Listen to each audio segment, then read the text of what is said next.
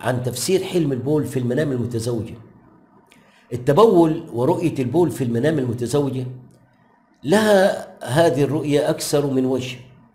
فمن رأت في منامها أنها تتبول في الفراش فدليل الرؤية بتاعتها خير، وبتدل على الفرج القريب لكل المشاكل اللي هي بتعاني منها في الواقع، وربما تدل على حملها بأمر الله تعالى، تدل على حملها.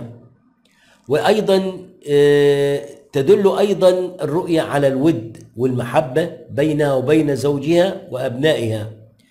والرؤية دليل على السعادة ودليل على التوازن الأسري، وحكمتها بالنسبة للمرأة المتزوجة حكمتها في حل الأمور وحل المشاكل مع أسرتها، وأيضا سداد دين زوجها إن كان عليه دين، وإن كان مسجونا فرج الله عنه، كان مسجون فرج الله عنه سجنه وحلت أموره أو فرجت أموره.